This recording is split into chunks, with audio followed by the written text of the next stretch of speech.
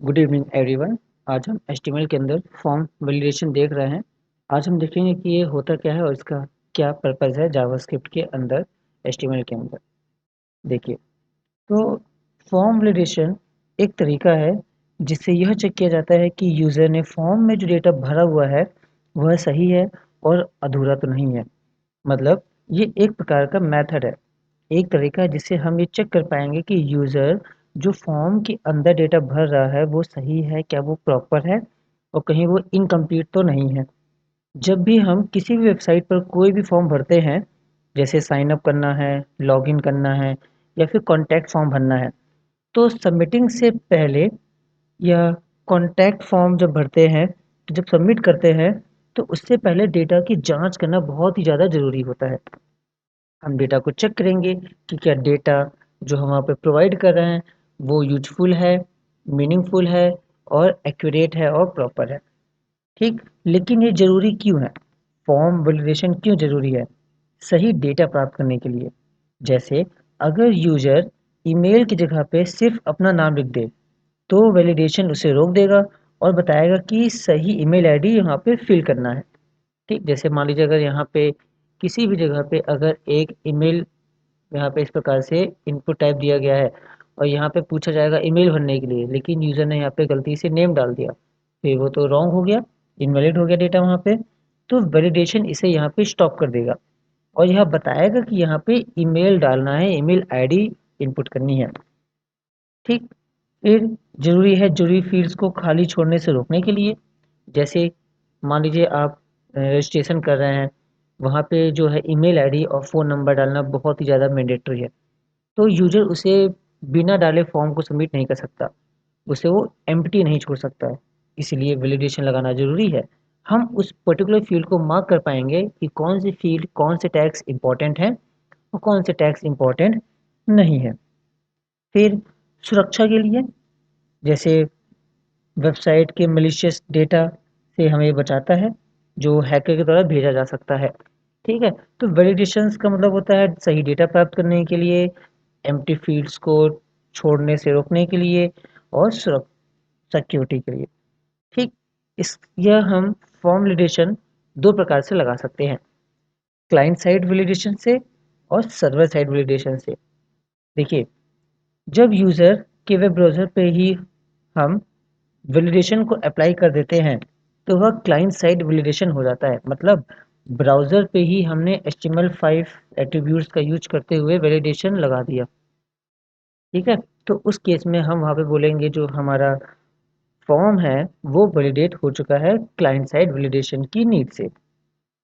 फिर हम यह देखेंगे कि जब हम सर्वर साइड पे लगा रहे हैं तो हम उसको कैसे लगा रहे हैं। सर्वर साइड की हेल्प से जावास्क्रिप्ट की मदद से लगा रहे हैं, PHP की मदद से लगा रहे हैं, पाइथन की मदद से लगा रहे हैं।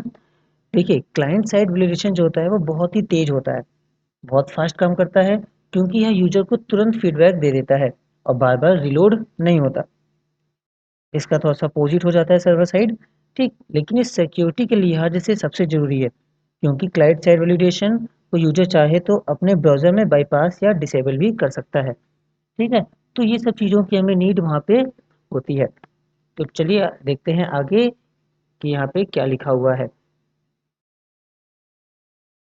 So, using HTML5, we can create a form with built-in validation. That means no JavaScript required. इसका मतलब ये है कि HTML5 का यूज करते हुए हम लोग बिल्ट इन वैलिडेशंस लगा सकते हैं। इसका मतलब है कि हमें कोई भी अलग से जावास्क्रिप्ट का कोड नहीं लिखना होगा। Earlier, web using JavaScript to control are for both desktop, tablet and smartphone. पहले जावास्क्रिप्ट मल्टीपल डिवाइसेस जैसे डेस्कटॉप, टैबलेट्स और स्मार्टफोन्स में वैलिडेशंस को कंट्रोल करती थी और फॉर्म वैलिडेशंस को कंट्रोल करती थी। ठीक, तो यहाँ पे कुछ फॉर्म वैलिडेशंस के एट्रीब्यूट यहाँ पे दिए गए हैं, जिनको हम देखते हैं एक एक करके क्या है ये, कैसे काम करते हैं। तो जिसमें से सबसे पहला हमारे पास है रिक्वायर्ड एट्रीब्यूट। देखिए, this makes a field the mandatory, it is a Boolean attribute. अगर हम किसी भी टैग के अंदर रिक्वायर्ड एट्रीब्यूट का यूज करेंगे तो वो जो फील्ड होगी वो मैंडेटरी हो जाएगी, हमें उस फील्ड को भरना पड़ जाएगा, मतलब हम उस फील्ड को, उस टैग को एम्प्टी नहीं छोड़ सकते। जैसे देखिए एग्जांपल, लेबल यहाँ पे फुल नेम दिया गया है और हमने यहाँ पे इनपुट टाइप दिया है टेक्स्ट, नेम दिए हैं फुल नेम, और यहाँ पे देखिए क्या लगा है लास्ट में, रिक्वायर्ड लगा है। दिख रहा है आपको, क्या लगा है, रिक्वायर्ड लगा है। तो रिक्वायर्ड मतलब ये है कि अब हम बिना नेम दिए फॉर्म को सबमिट नहीं कर सकते हैं। ठीक है, ठीक है, आगे देखते हैं। फिर हमारे पास यहाँ पे आता है टाइप एट्रीब्यूट। टाइप एट्रीब्यूट क्या करता है, ये वैलिडेट करता है input based on data type. हम इनपुट टैग के अंदर किस प्रकार का डेटा रखेंगे या किस प्रकार का डेटा इनपुट करेंगे, ये हमें पता चलेगा टाइप से। अगर टाइप ईमेल है एग्जांपल के तौर पे, तो ये ईमेल जैसे ही डेटा को एक्सेप्ट करेगा, नंबर है तो सिर्फ नंबर को एक्सेप्ट करेगा, और अगर इनपुट टाइप यूआरएल है तो ये यूआरएल प्रकार के डेटा को ही एक्सेप्ट करेगा। ठीक, तो इसे हम यहाँ पे इनपुट को कंट्रोल कर सकते हैं, उसके टाइप को कंट्रोल कर सकते हैं इस एट्रीब्यूट की मदद से। ठीक, फिर देखिए नेक्स्ट, फिर देखिए मिन मैक्स एट्रीब्यूट। ये क्या करेगा, ये वैल्यू सेट करेगा। ठीक है, मिनिमम वैल्यू और मैक्सिमम वैल्यू। अब जैसे कि लेट करिए कि अगर हम एज इनपुट करना चाह रहे हैं और हम चाहते हैं कि जो एज है वो मिनिमम 12 ईयर्स, 15 ईयर्स या 18 ईयर्स या 25 ईयर्स होनी चाहिए, या फिर मैक्सिमम 45 ईयर्स, 65 ईयर्स, 50 ईयर्स होनी चाहिए। तो यहाँ पे हम एक रेंज के अंदर हम वैल्यू चाहते हैं, लाइक मिनिमम इतना होना चाहिए या फिर मैक्सिमम इतना होना चाहिए। तो यहाँ पे हम मिन और मैक्स का यूज हम कर सकते हैं बहुत ही आसानी से। यूज करेंगे इनपुट टाइप इक्वल टू, हम लोग टाइप देंगे जैसे कि नंबर, फिर minimum equal to minimum value डालेंगे, और max equal to 100 maximum value डालेंगे। तो जब भी हम कोई भी वैल्यू इंसर्ट करेंगे इस टैग के अंदर, तो वो जो वैल्यू होगी वो वैल्यू इन रेंज के बीच में ही होनी चाहिए। अगर आप इनके बाहर वैल्यू देंगे तो फिर वहाँ पे फॉर्म सबमिट नहीं होगा, फॉर्म में एरर आ जाएगी। क्लियर है, चलिए फिर देखिए min length and max length attribute. मतलब ये क्या है, ये लेंथ को कंट्रोल करता है कि जैसे आपने देखा होगा कि जब भी हम पासवर्ड भरते हैं तो मिनिमम 8 कैरेक्टर्स होने चाहिए, 16 कैरेक्टर्स होने चाहिए, 10 कैरेक्टर्स होने चाहिए, इस प्रकार से आपने देखा होगा। सो ये क्या करेगा, ये टेक्स्ट के लेंथ को कंट्रोल करेगा। So it controls the text length. जैसे कि पासवर्ड में देखिए इनपुट टाइप पासवर्ड यहाँ पे दिया गया है, मिनिमम लेंथ यहाँ पे 8 दी गई है और मैक्स लेंथ यहाँ पे 16 दी गई है। मतलब जो भी हम पासवर्ड यहाँ पे एंटर करेंगे उस पासवर्ड की मिनिमम लेंथ 8 कैरेक्टर्स होनी चाहिए और मैक्सिमम लेंथ 16 कैरेक्टर्स की होनी चाहिए। ये आपको यहाँ पे ध्यान में रखना है। ठीक, तो अगर हमें लेंथ को कंट्रोल करना है तो यहाँ पे मिन लेंथ और मैक्सिमम लेंथ का यूज करेंगे, और अगर हमें यहाँ पे वैल्यू को कंट्रोल करना है कि इस रेंज की वैल्यू आनी चाहिए, तो यहाँ पे हम मिन और मैक्स एट्रीब्यूट का यूज करेंगे। अगर हमें इनपुट के टाइप को कंट्रोल करना है तो हम टाइप को कंट्रोल करेंगे, यहाँ पे यूज करेंगे। और अगर हम चाहते हैं कि ये फील्ड मैंडेटरी बनानी है कि बिना इसको फॉर्म फिल किए पर्टिकुलर डेटा को भरे फॉर्म सबमिट ना हो, तब हम वहाँ पे रिक्वायर्ड एट्रीब्यूट का यूज करेंगे। क्लियर है, ये बहुत ही ज़्यादा इजी है, स्क्रीनशॉट लेते रहिएगा तो इसको आप लोग आराम से नोट्स बना के पढ़िएगा। ठीक, फिर देखिए पैटर्न एट्रीब्यूट। तो it uses regular expression for validation. ठीक, यह रेगुलर एक्सप्रेशन का यूज करता है वैलिडेशन के लिए। ठीक, जैसे कि यहाँ पे देखिए input type equal to text, pattern यहाँ पे दिया गया है क्या, स्क्वायर ब्रैकेट के अंदर कैपिटल ए से कैपिटल जेड, स्मॉल ए से स्मॉल जेड, और कर्ली ब्रैकेट्स के अंदर यहाँ पे दिया गया है 3। इसका मतलब ये है कि यहाँ पे जो कैरेक्टर्स आएंगे वो ए से लेकर जेड के बीच में आएंगे और 3 कैरेक्टर्स यहाँ पे आएंगे। तो यहाँ पे जो हम पैटर्न बनाते हैं कि इस प्रकार का डेटा आना चाहिए, वो हम पैटर्न एट्रीब्यूट सेट करते हैं। जैसे एग्जांपल के तौर पे, अब आजकल जब भी आप कोई भी पासवर्ड बनाते हैं तो वहाँ पे ये कंपलसरी हो जाता है कि आपके पास वहाँ पे क्या होना चाहिए, कम से कम एक अपर केस लेटर होना चाहिए, लोअर केस लेटर होना चाहिए, है ना, एक स्पेशल कैरेक्टर होना चाहिए, कम से कम एक नंबर होना चाहिए। इस प्रकार से वहाँ पे कंडीशन दी गई होती है, तो वहाँ पे पैटर्न मैच कर रहे हैं। ठीक है, जैसे ईमेल आईडी हमने डाला तो ईमेल आईडी में पहले नाम नंबर होना चाहिए, फिर @ लगना चाहिए, फिर वहाँ पे डोमेन नेम लगना चाहिए, फिर लास्ट में .com वगैरह। आप जानते ही हैं, है ना, जीमेल है, याहू का आता है, ठीक है, हॉटमेल है, ये सब। तो एक पैटर्न बनता है। तो उस पैटर्न को हम यहाँ पे खुद से डिजाइन कर सकते हैं। कैसे डिजाइन करेंगे? पैटर्न एट्रीब्यूट की मदद से।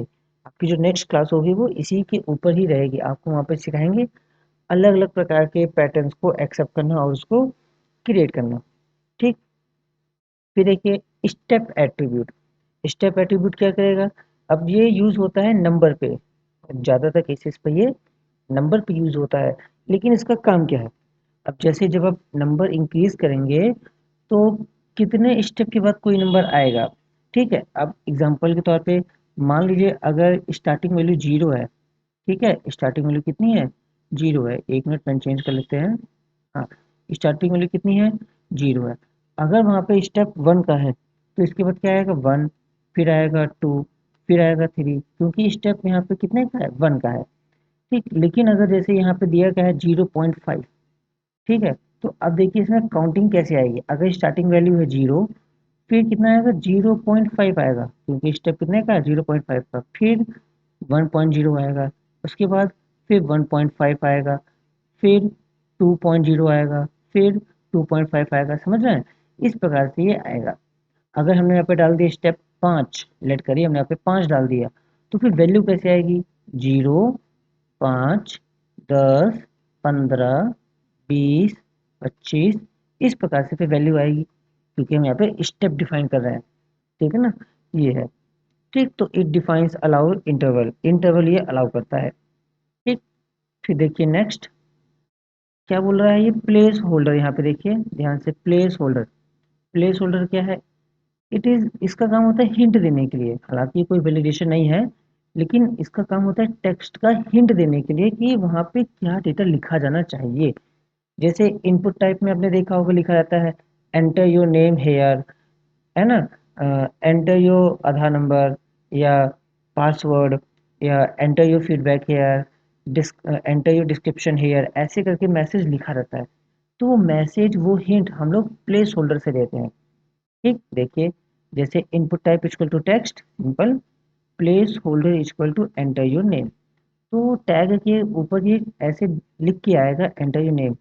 जैसे आप क्लिक करेंगे ये डेटा अपने आप हट जाएगा और आप डेटा वहाँ पे फिल कर सकते हैं। तो ऐसा हिंट देगा कि उस टैग में, उस फील्ड में क्या डेटा हमें लिखना है। ठीक। फिर है हमारे पास रीड ओनली एट्रीब्यूट। अब ये क्या है देखिए, तो prevent editing but submit value. ये क्या करेगा? ये एडिटिंग से बचाएगा, एक्सीडेंटल चेंजेस होने से ये बचाएगा, लेकिन वैल्यू को सबमिट करता है। ठीक है। अब जैसे देखिए मान लीजिए आप एक फॉर्म बना रहे हैं इंडिया के लिए। तो इंडिया के फ़ोन नंबर कैसे स्टार्ट होते हैं? +91 से स्टार्ट होते हैं, आप सभी को पता है। ठीक है। तो हम चाहते हैं ये जो वैल्यू है ये वैल्यू फिक्स हो जाए, इसको कोई चेंज ना कर पाए स्टार्टिंग की। बाकी आगे जो नंबर आना है वो आएगा ही, लेकिन इतना ही फिक्स हो जाए। तो इसको हम यहाँ पे क्या करेंगे?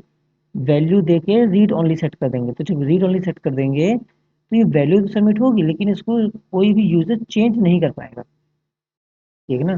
कुछ ऐसी वैल्यूज हैं जिसको आप सबमिट करना चाहते हैं, भेजना चाहते हैं, लेकिन चेंज नहीं करवाना चाहते, तो आप वहाँ पे फिर रीड ओनली यूज करेंगे। क्लियर है? चलिए, ठीक, आगे देख लेते हैं क्या है। फिर इसी प्रकार से यहाँ पे दिया गया है मल्टीपल एट्रीब्यूट। तो it allows multiple values like file, email, etcetera. अब ये यूजफुल कहाँ पे है? देखिए जैसे जब आप कोई भी फाइल अपलोड करते हैं, या फिर जब कोई भी फोटो आप अपलोड करते हैं, ठीक है, तो जब आप मान लीजिए कोई पिक्चर अपलोड कर रहे हैं, तो पिक्चर, किस प्रकार की पिक्चर आप लेना चाहते हैं, जैसे जेपीजी, पीएनजी, ठीक है, तो वहाँ पे आप उसको, वहाँ पे आप रिस्ट्रिक्ट कर सकते हैं कि इस प्रकार की पिक्चर ही आनी चाहिए। जैसे अब आप डॉक्यूमेंट सबमिट करवा रहे हैं, लेट करिए आप, ठीक है, तो डॉक्यूमेंट का प्रकार क्या होना चाहिए? Docx, X L S X, या फिर पीडीएफ होना चाहिए, एचटीएमएल में होना चाहिए, या डॉट पीपीटी में होना चाहिए। डॉक्यूमेंट का टाइप है ये। हम चाहते हैं कि वहाँ पे जो मल्टीपल वैल्यूज़ को सपोर्ट कर पाए, पीडीएफ को कर पाए और डॉक्स को कर पाए, तो हम यहाँ पे फिर मल्टीपल सेट करेंगे।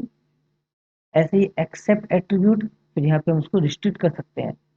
File accept JPG PNG. तो यहाँ पे जो फाइल होगा वो सिर्फ जेपीजी और पीएनजी के प्रकार की वैल्यू ही एक्सेप्ट होंगी, उसी प्रकार की इमेज वहाँ पे एक्सेप्ट होंगी, उसके अलावा फिर वो नहीं होंगी। क्लियर है? मल्टीपल एट्रीब्यूट समझ में आया, एक्सेप्ट एट्रीब्यूट समझ में आया।